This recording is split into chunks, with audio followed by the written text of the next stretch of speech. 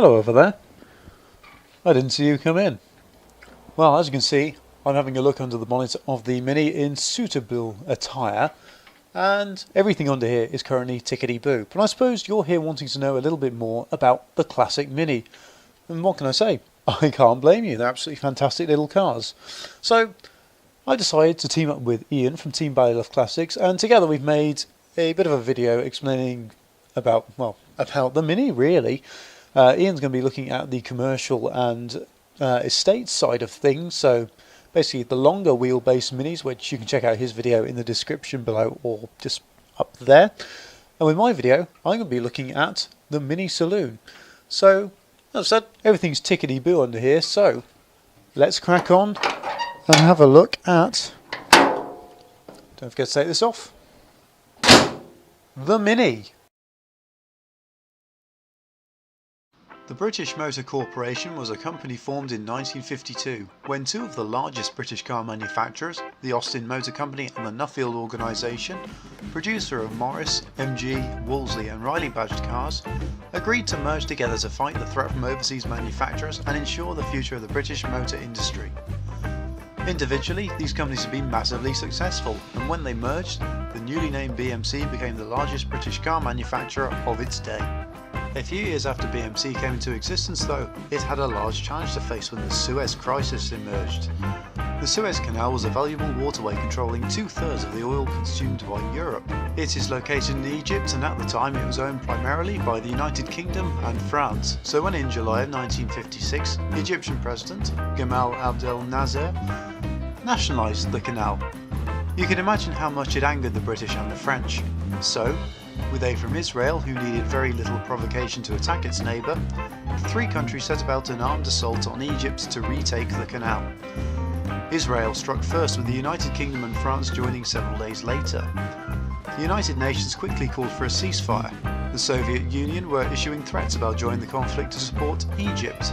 The USA strongly warned the Soviet Union to stay out of the conflict, whilst also massively pressuring the British, French and Israeli governments to withdraw their troops and threatening the three countries with economic sanctions. Britain, France and Israel eventually withdrew their troops in late 1956 and early 1957, having not retaken the canal. By this point though, the damage was done, and an angry Saudi-led oil embargo quickly followed to punish the UK and France for their intervention in the area. As a result, fuel rationing was introduced across Britain, and motorists were allowed only 4 gallons of fuel per month. A demand then for more efficient and economical cars was born. The British public started turning to the cheap and economical bubble cars such as the German BMW Isetta and Messerschmitt Kabinenroller. Leonard Lord, the chairman of BMC, was appalled that the public had been put into a position where they had to drive around in these cheap, uncomfortable and unsafe micro vehicles. Although these microcars were super efficient, often able to achieve between 60 and 90 miles per gallon, they were also very unsafe, very noisy, and they could only seat 2 people. It was time then for Lord's company to create a proper miniature car that would be built in the same vein as Volkswagen's Beetle, Citroen's 2CV and Fiat's 500. He gave the brief to Anglo-Greek designer Alekis Agonis. He had to design and then have his team of assembled highly skilled engineers build a proper miniature car that could seat 4 people, with the proportions being 10 foot by 4 foot by 4 foot.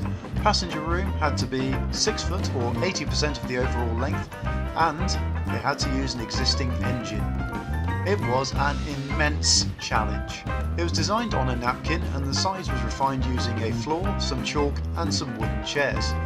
You wouldn't see that in the modern car industry, would you? Space-saving technology was created by turning the engine 90 degrees so it's transverse instead of longitudinal, meaning that the car could be front-wheel drive, therefore meaning a driveshaft to the rear wheels was no longer required. Rubber cone suspension saved space over the traditional spring setup, and tiny 10-inch wheels were put in each corner. This meant you had lots of room in between for passengers and luggage. It met Lord's design brief perfectly, and when Lord drove the prototype car in 1957, it said that he ordered the team to build the bloody thing. It was launched to the public in 1959 as the Austin 7 and Morris Mini Minor, and despite BMC's confidence, sales were a little slow to pick up. Even by 1950 standards, it was small, and the public was struggling to believe it could be a proper functional 4-seater saloon. Early buyers discovered that it was easy to drive and had great handling, making for a fun driving experience. Before long, the good reviews added up to more sales, and, in its first year of production, the Mini overtook the Morris Minor as BMC's best seller. In 1960, John Cooper of the Cooper Car Company and Cooper Formula One team saw huge potential in BMC's new small car, and approached Issigonis to create a sporty Mini. Though Issigonis was dismissive at first as he was a man who didn't like others meddling with his work, Cooper was able to share his vision for the Mini and convince Issigonis and BMC that a sporty Mini was a good idea. In 1961, the 55 horsepower Cooper was launched with an even sportier version, named the Cooper S, arriving in 1963. In Cooper and Cooper S guises, the Mini had many achievements in rallying, the largest being that the Mini took on the giants of the time and won the 1964, 65 and 67 Monte Carlo Rally, as well as having successes in circuit racing, and, because of its lightweight and superb handling, it was great at auto testing too. In the 1960s, the Mini became the car to be seen in, as celebrities made it their car of choice, and because of its low price, it was accessible for people who never owned a car before. The Mini had done something no other car had done in Britain before. It had broken down the class barrier, and in doing so, it had made its mark in automotive history. As the Mini was in production for 40 years, things changed over time as new technologies and production methods came into effect. Though it is disputed as to how many marks of Mini there were, for the purposes of this video, we're sticking to the general consensus of 7 marks. This is how you can identify them just by looks. Please note that the dates provided are to be used roughly to gauge the age of a Mini, as there is no specific cut-off date between the marks. The Mark I was around from 1959 to 1967. It had a rounded grille, sliding windows, external door hinges, a flip-down rear number plate so you can fit a little wicker picnic basket in the back and have it hanging out the back end of the car because, of course, the boots are not that big on them. It had rounded rear lights and a centre speedo. The Mark II was around from 1967 to 1970. It changed out the rounded front grille for a hexagonal shaped grille which went all the way to the end of production. It still kept the sliding windows of the Mark I and the external door hinges. However, for safety's sake, it added rectangular rear lights with brake and indicator bulbs only. This was added for safety because these bulbs and lenses were larger than the rounded ones on the Mark I. The Mark III lasted from 1970 till 1976. It came with larger doors. The external door hinges were replaced with internal door hinges. The wind-down windows replaced the sliding windows. The Mini also became its own sub-brand within British Leyland as BMC changed to British Leyland in 1968. This was obviously instead of being called an Austin 7 or Morris Mini Minor. The suspension was also changed from hydroelastic to rubber cone to save money. Although that's not necessarily a visual aspect of the Mark III, it is obviously an important one in terms of the suspension setup and how it drives. The Mark IV, 1977 till 1984. It added a reversing light to the rear light cluster. It was also the last Mini to use an 850cc engine. Other than that, it was fairly similar to the Mark III. The Mark V, 1984 till 1991. Disc brakes were added to the front as standard with servo assist, along with 12-inch wheels for a better ride quality.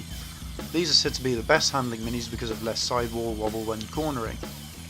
This was the last Mini to use a 998cc, and in 1988, the Mini became a brand in its own right after the Austin name was discontinued, though many of them will say in their logbook that they are a Rover Mini. In terms of looks, the Mark VI, 1991 to 96, was not that much different from the Mark V.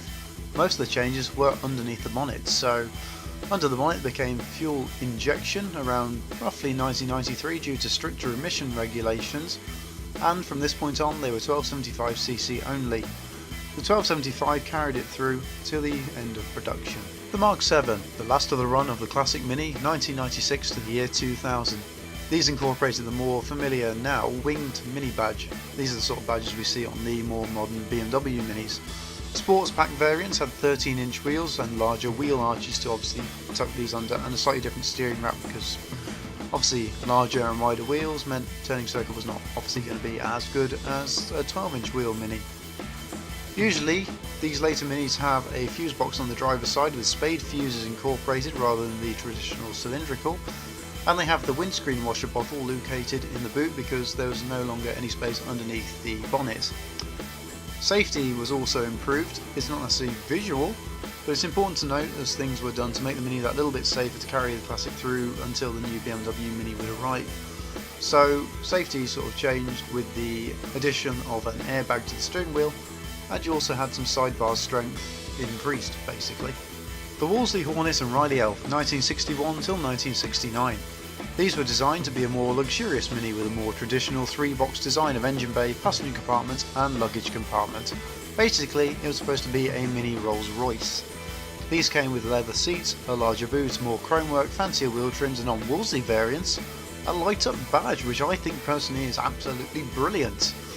The Riley was the sportier version of the two, but it was never really specified as to how it was sportier, as apart from badges, grille, a few other bits of trim, the Elf and Hornet were identical. Finally we move on to the Clubman, which lasted from 1969 until 1980 or 82 in certain other markets that weren't Britain. The Clubman came with a squarer front end which looks a little more like an Austin Maxi. Fun fact for you, it shares indicator units with a Maxi. It was designed to replace the Wolseley Hornet and Riley Elf as the more luxurious version in the Mini range. It had better crash structure due to the longer front end. It also had easier underbonnet access due to a larger bonnet and engine bay. However, for these plus points on it, there was a negative point in which that it was aerodynamically worse than the original 1959 design of the car. Not really that much changed over the Clubman's lifespan. It lost engines and arguably was a better car to live with than the 1959 round nose design when put side by side, but it just never really had that same comparative aspect of Cool Britannia that the round nose had, and so it was dropped in 1980. So you've heard the visual changes really between the different marques of Mini, but what's the difference then in the price of them if you're looking to buy one now in 2020 or even 2021, which, yeah, not too distant in the future from this point in time of filming. So let's start then, the Mark 1. Really you're looking about £3,000 for a full restoration job on one of those, and those can go up to £70,000 for a fully immaculate Cooper S. So it's quite a lot of money at the end of the day for a Mark 1, but there's not many of them around because of course the Mini was an everyday car at this point. It was likely to be scrapped and things like that, so not that many of them survived comparatively. Mark II, you're looking about £2,800 for a full restoration project with £45,000 for a Cooper S.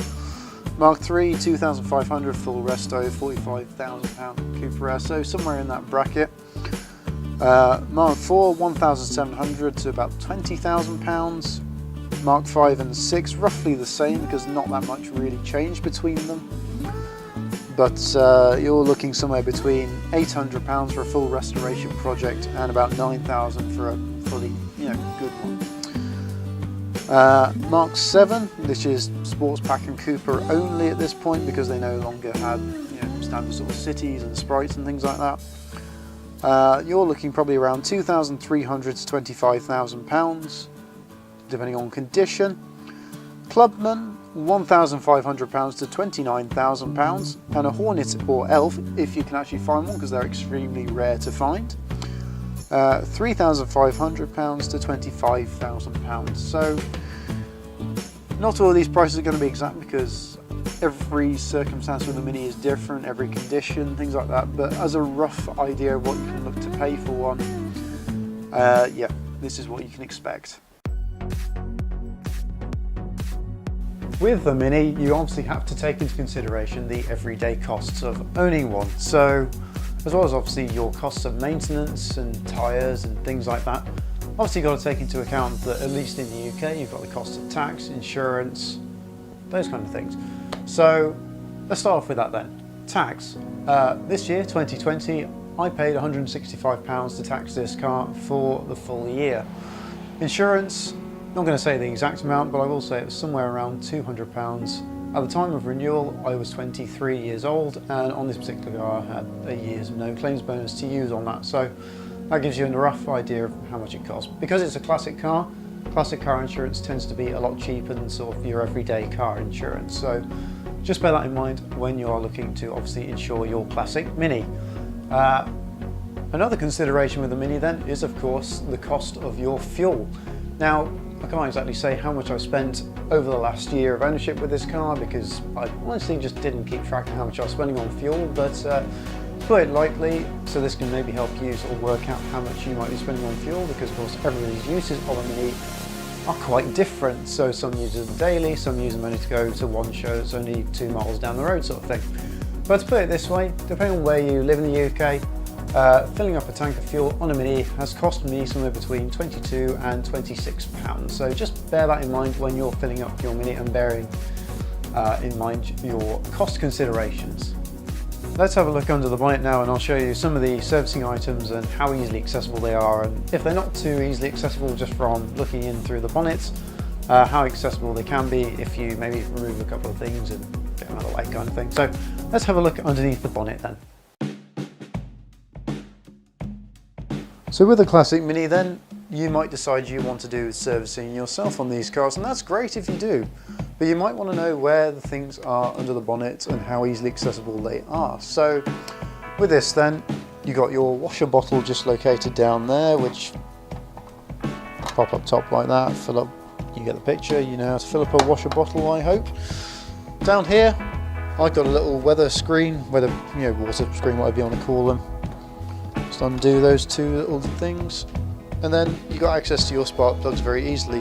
That there, that's your dipstick for the oil, which of course quite easily accessible. To top up the oil then, you just got this little cap on the top, comes off. I got Paddy Hopkirk one there, see if I can actually get it back on. There we go, job's good. You have your little air filter located just inside this, and this comes off very easily. You just undo these two little bolts and they just, it just pulls out, and that's very, very simple. You can get obviously different air filters for it, so you can get a K&N one, you can get sort of snap and papery one, things like that.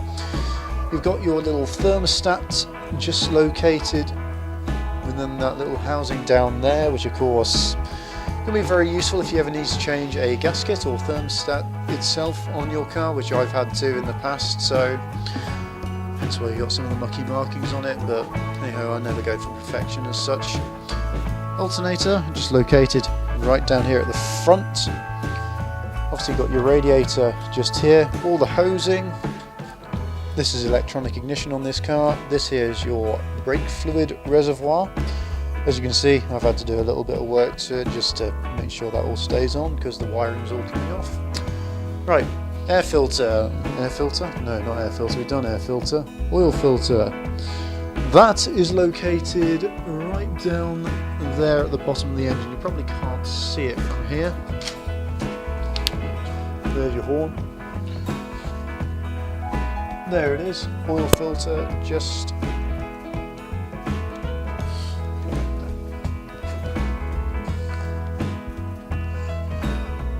oil filter. Obviously when you change your oil in these cars, you want to change your oil filter as well. There is no specific easiest way of doing it because it's still quite a long drawn out process, but your oil filter is located just in there, just behind the grille. So the easiest thing to do would be to take the grille off the car, and then you've got all round good access for it as well. You'll have seen with me when I changed this hose here on the car earlier this year. Yeah, the easiest way to get access to things like that is sometimes to take the grille off. It's a bit of a faff, but it is easily doable. Also, as well as that, you got your little drain plug for the radiator just down there somewhere. So that way then you can obviously drain all your coolant if you need to change it or do any work such as changing hoses or your radiator. Fuse box as well, just in case you need it. In earlier Minis, this is your fuse box. I know it's absolutely ridiculously small, as is everything else on the car, but that little cover just pulls off and there's all your fuses in there. In terms of servicing accessibility, that's it. The battery is located in the boot and that's very, very easy to get to as well. Down here you've also got your servo for the brakes, which being a Mark V, it comes with disc brakes on the front, which was another reason why I wanted a Mark V. You can get mods for earlier ones to have disc brakes, but when it comes with it, it's a lot easier. I'm going to put this on back when the camera's off. Yes, it does. I think the question with the Mini should be, where doesn't it rust more than where does it rust? Because, you know, the old, well, youngest versions of the Mini now are, yeah, they're about 20, 21 years old now. So, yeah, don't expect them to be immaculate because, of course, they are an old car. But as a rough point as to where they rust, let me point them out to you. Down there, here, round here, down there, down in the boot floor, down there again. Sills. These here are the outer sills, but it's usually the inner sills that go. Also, the floors on the bonnet lip, around here, along here, the whole front end. To put it lightly, with my particular car here, the whole front end on this car has been replaced by a previous owner, hence why I've got the spare bonnet just over there. But yes, the whole front end on this car, and including the doors as well, have been replaced by the previous owner of this car. So they do rust, and that's because different levels of steel were used throughout production. So at the time when mine was produced in 1991, possibly built in 1990, who knows, the steel used at that point was not of a particularly good quality. So yeah, they rust everywhere basically. So,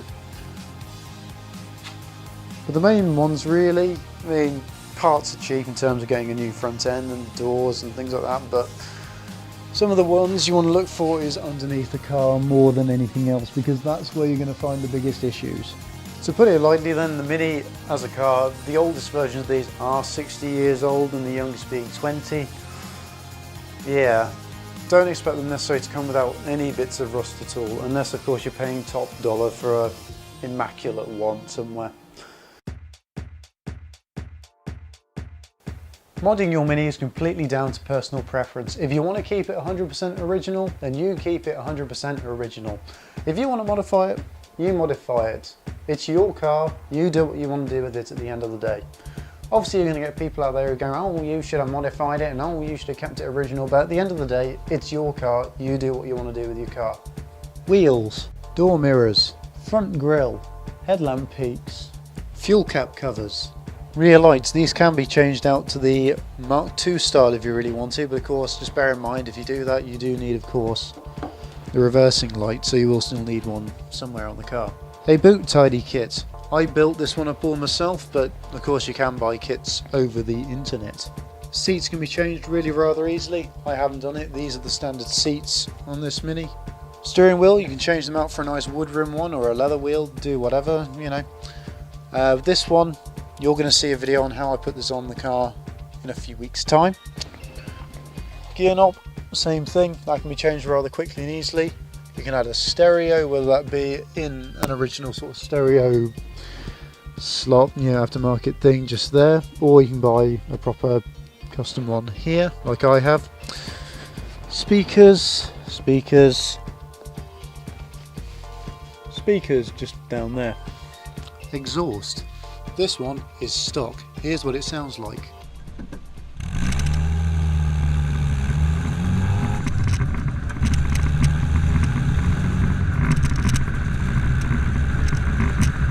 Here's a modified one. This particular one's a Maniflow exhaust.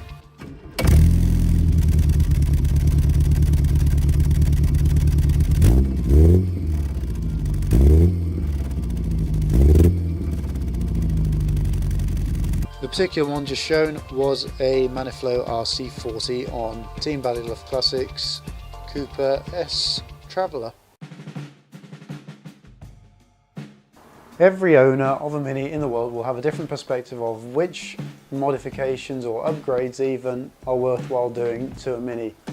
Some will say, oh yes, adding different wheels to the car has really made a difference to the handling. I mean, I can say there's definitely a lot more grip, but that could just be the fact that I'm using tyres that were quite old and needed replacement when I bought the car.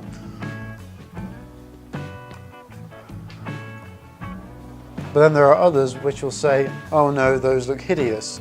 Obviously I don't think they're hideous, so I chose them, but Others will, but an upgrade, let's talk about some worthwhile ones, shall we? So let's start underneath the bonnet. Silicone hoses, I found these to be of excellent quality. They're also a little bit thicker than your standard rubber hoses. But yeah, with my experience of having rubber hoses that have failed whilst I've been driving the car, these do cost a little bit more than standard rubber hoses, but I just thought in the long run these are going to last probably a lot longer, so this is one of my worthwhile upgrades to the car. Next one would be, of course, a twin core radiator on this car. This is nice and cool, it's been sat up in here for a while now. But yeah, this allows you to have better cooling in your car, which means when you're running at higher speeds, so if you're doing say motorway journeys in this, bearing in mind this is a 998cc, yeah, this will help keep your car nice and cool for a long period of time. I also recommend having this little thing down here, electronic ignition. This wasn't fitted by me, this was done by the previous owners, and to be honest, I'm not upset that they did, because I would likely have done it anyway myself, because it means you have to mess around with points and keep sort of changing them every so often just to keep the car happy upon starting. So electronic ignition is a must in my mind. Having a weather shield as well, like I've got here, it's this transparent thing. This I think is also a must, because that way then it stops obviously rain getting through the grille and any panel gaps you may have anywhere, and obviously getting onto the electrics and stopping your car from working by shorting stuff out. So in my mind this is also a must. I know there's a lot of people out there who don't like these, but yeah, that's all personal opinions and preferences and things like that. As I said, every Mini is going to have an idea of what is essential and what isn't, but in my mind one of these is essential, because that way then it stops all the water from getting into your electrics. Bearing in mind the Mini is obviously a 60-year-old design, so although they will have done things over the history to try and improve things like that, there's only so much they can do, which is why one of these was added in the first place. Also, the last thing sort of under bonnet wise, probably adding a servo. Of course, people who want to keep their cars massively original, if you've got a 60s one or whatever, 70s, you know, which didn't have them standard, this obviously means you can press the brakes and you need to put less force, and it's just a lot easier to drive with basically than a Mini with, you know, non-servo assisted brakes. But also kind of to do with that, but not under the bonnet. Not sure if you guys can see too well under there, but disc brakes, those are a must, because they're just a lot more efficient than their drum counterparts, so those I definitely recommend. With this I am talking of course a lot more practically than obviously cosmetically, but it does add into the cosmetics. But the headlights on this originally were sealed beam headlight units, which meant when the bulb went you have to replace literally the whole unit. I went with the Lucas P700 style of lights here, which is, I believe it's a replica now, which obviously these ones are. But with these it means that you can just take the unit out and replace the bulb in it rather than having to change the whole unit. To put it lightly, a sealed beam unit costs roughly £15 plus of course you have to pay for shipping as well from Mini suppliers. So having that, which means you can just replace a bulb, you know, rather than the whole thing. Yeah, the outlay for these is a bit more than a sealed beam unit initially, but in my mind and experience it's just totally worth it.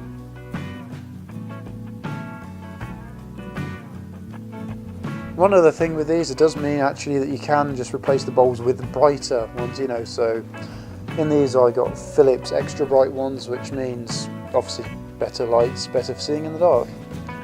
It's been fantastic throughout the summer when going to shows and things like that and driving home late from them, so I would say that's an absolute win. Definitely not an essential upgrade to make to a Mini, but one that's possibly worthwhile depending on your uses. But adding a tow bar, I know people are going to hate me for this, but hear me out. The Mini, as we know, although it was practical in 1960s, it's not necessarily as practical now, although you could fit a weekly Shopford 2 in there quite happily. But if you need just that little bit more space, if you have a little tow bar here, you can hook a trailer up and just tow a lot more, which of course is very, very useful indeed. Obviously if you've got the estate, I wouldn't necessarily worry too much about that, but we're not talking about the estates too much in this video. That's for Ian's video. Just whilst we're around here at the back then, another upgrade I could recommend is having a boot tidy of any sort, whether you buy them from an online store or if you decide to make one yourself as I did, because that way then it's a lot kinder on the floor, which means you're not going to scratch it when you put stuff in there, which of course gets rid of the paint, which means you have to keep respraying that every so often. But yeah, it also means with this you've got a place to mount obviously an amplifier if you're into your music like I am. But it also keeps things looking rather nice and neat in there, so yeah, I can recommend having one of these as well as a worthwhile upgrade. An upgrade I can recommend for an old Mini is having comfy seats. These I've found are very comfortable anyway. These are the standard seats, so I'm not going to be changing these out anytime soon. I may get them a clean though, because they are starting to look a little bit grubby, but in terms of comfort they're absolutely fine for my needs.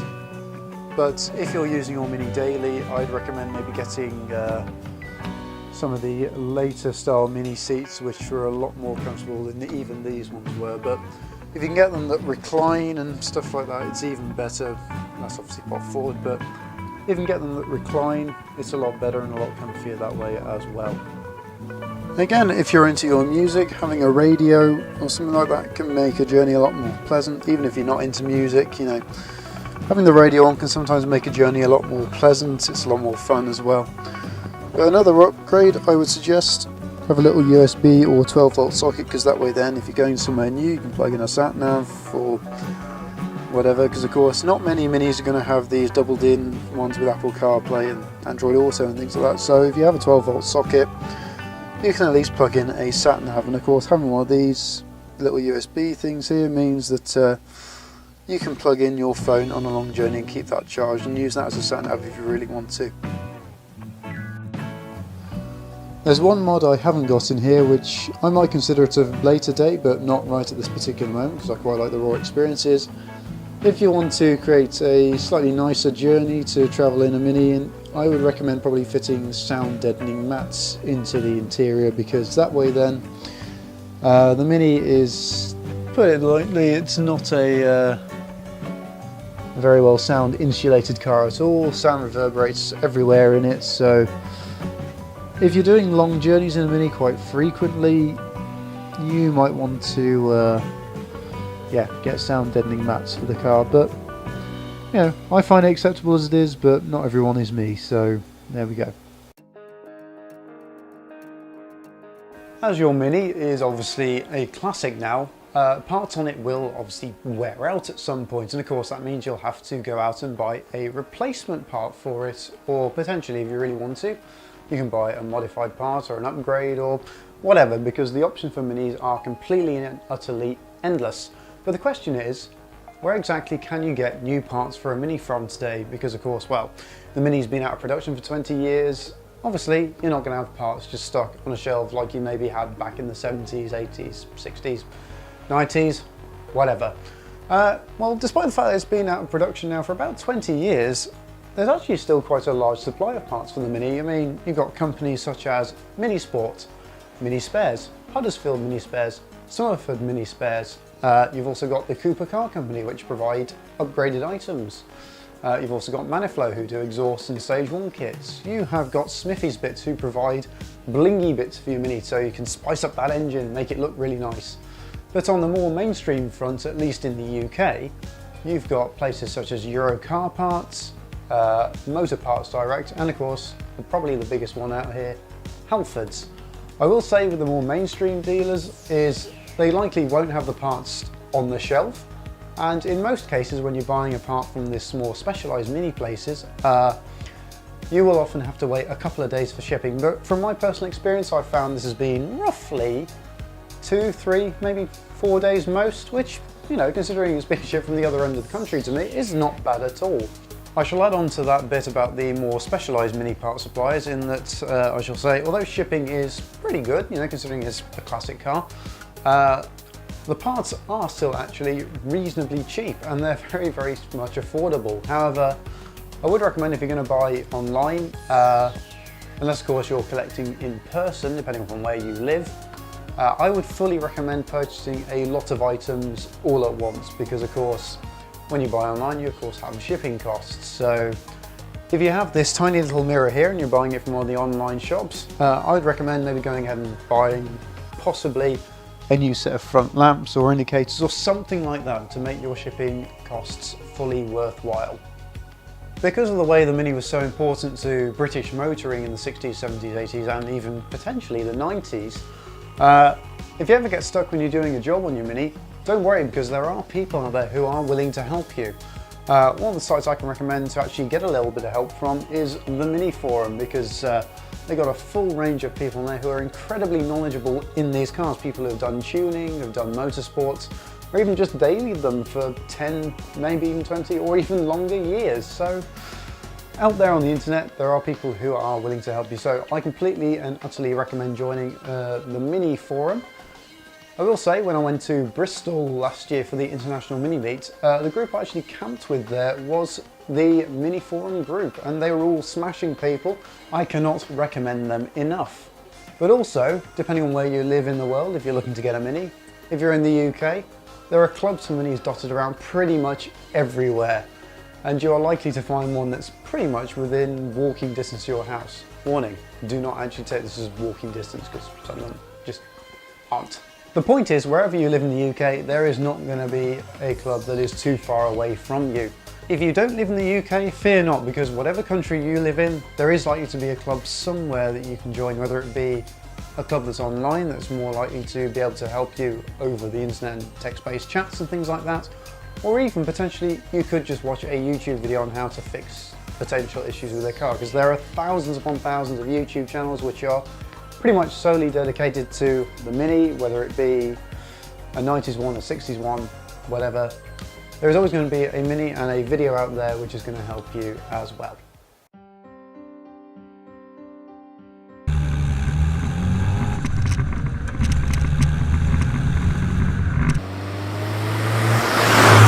Oh, it's a lot of fun. Thing is with the Mini, if you get a fairly stock one in quite a low sort of capacity of engine, whether it be an 850 or a 998, it's very, very unlikely that you're going to be going particularly quickly, really. Let's put it this way, the 998 Mini I've got here produces roughly around 40 horsepower, maybe a tiny bit more, maybe a tiny bit less, depending who built it on the day, I suppose, and configuration of the engine. But that's fine. Roughly 40 horsepower is all you need in a Mini, because they're so light. You just have your foot down everywhere and you're not going to break the speed limit. It's brilliant. Underneath the bonnet, you've got that little A-series buzzing away like a nest of angry hornets. It makes you feel like you're going a lot faster than you actually are. Driving a Mini is incredibly hands-on. You don't have any power-assisted steering. It's all manual. You've got manual choke. You've got all these little switch gears down here. And of course, with a Mini, it's always likened to driving like a go-kart. Every single review you will see of a Mini will liken it to driving like a go-kart. I've been here trying to think of a different way of describing it so it's not sticking to that cliche, but it just does. The thing is with a Mini, it's not a car that's built for the A roads or motorways really, or dual carriageways. Sure, it was built with those in mind as they were coming into their own in the 1960s. But really, the Mini was meant for sort of city use and the occasional trip on a motorway, which is why I brought it to a B road, because this is where the Mini really comes into its own. You can fit it into tiny gaps. Cars these days are getting bigger and bigger and bigger. There's nothing we can do to stop that because the safety regulations are getting more and more stringent. But because the Mini is so small, you just fit it in any gap and you don't have to worry. But the Mini's greatest accolade, it's handling.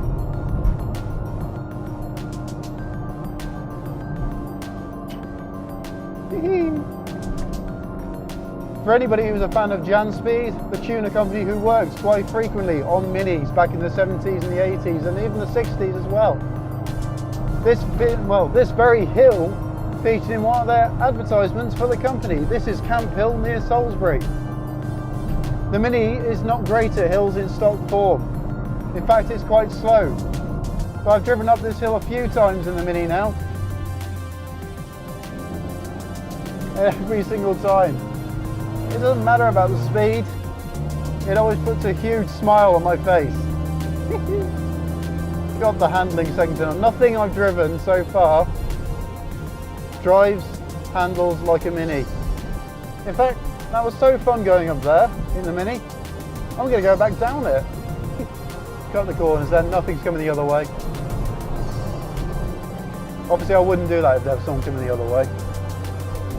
I've mentioned the engine already in this particular segment of the video. The trusty old A series, developed back in sometime, I believe, in the 1940s. It's still going strong. Obviously this car was built in 1991. It's still a gem. It absolutely loves to be revved.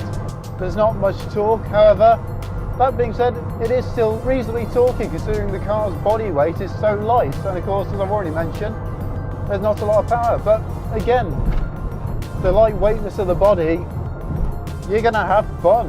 No matter what engine you've got in a Mini, whether it be an 850, a 998, a 1275, 1293, 1380, or even a 1420cc, you're going to have a hell of a lot of fun in a Mini. The Mini also has a lot of history with the British public. Of course, everyone's got a story with one, whether it be you've owned one, family have owned one, friends have owned one. Pretty much everyone in Britain, at least, has got a story that involves the Mini. Some people, it was their very first car. This particular Mini was the very first car I ever bought with my own money. The car I had before it, and at the same time as well, the car you've seen on the channel before, my Renault Megane. That I had as a hand-me-down, so I didn't actually pay any money for it. I did obviously have to pay for the insurance and the tax, but I didn't pay money for the car itself. The Mini was the very first car I bought with my own money. I can't say I could have chosen anything much better to spend money on. Because of the history the British public have with the Mini, everywhere you go in one, you'll often get people giving you thumbs up. Often little nods of approval, waves, smiles. When you parked up, people often just flock over to the car and go, hello, oh, that's a nice car. It's a conversation starter. We've gone a little bit off topic with this section of the video, but I'm just having a lot of fun. Obviously the Mini as a design is now 60 years old, 60 plus in the earliest Mini's cases. You can't expect the refinement of a modern car.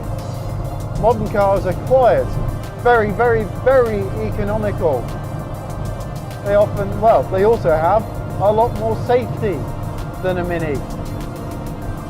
But the thing is, you can't expect a Mini to have those because it wasn't designed to be that. The Mini was designed for a purpose, which we've already touched on in this video, and it met that design brief and that purpose perfectly.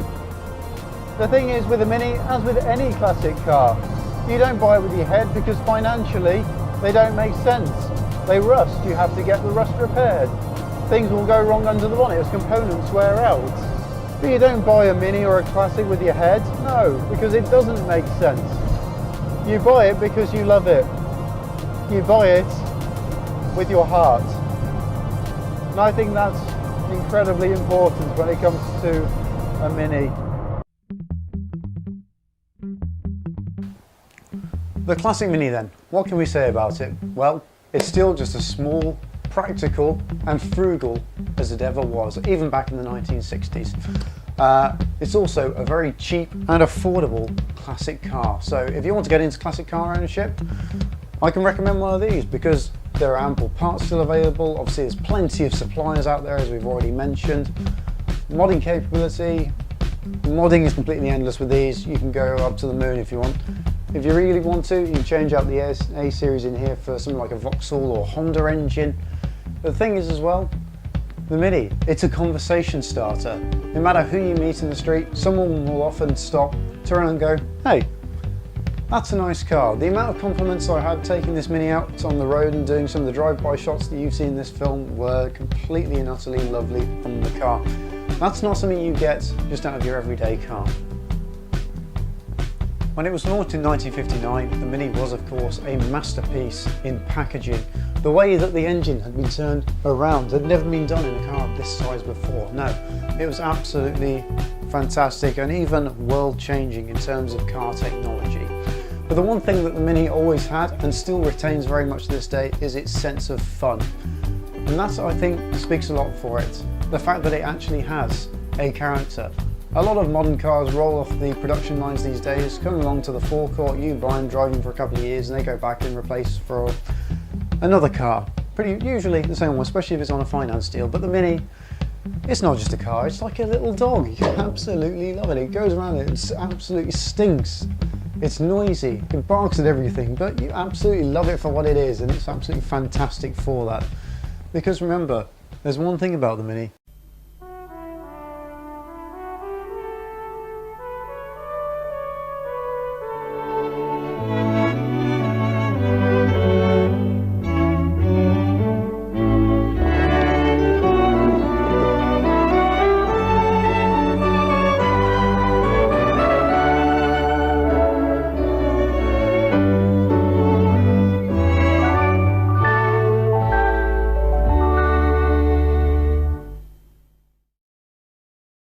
Before you leave this video, don't forget to check out Team Bailiff Classics video on the commercials and the traveller side of things, because he's looking very much into the Mini as much as I have with this.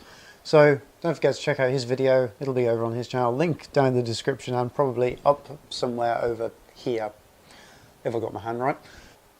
If you have enjoyed this video, this mini guide as it were, please remember to consider leaving a big blue thumbs up, because it really helps me out and gets the channel and video noticed.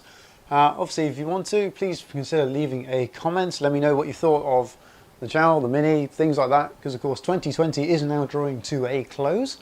And of course, if you want to see more car related content in the future, please remember to hit that big red subscribe button, because, well, why wouldn't you press a big red button? Who can resist a big red button? And of course, if you want to be notified every time a new video goes live, please consider pressing that bell notification. And that's it for me for now. Thank you very much for watching, guys, and I shall see you in the very next video. Farewell for now.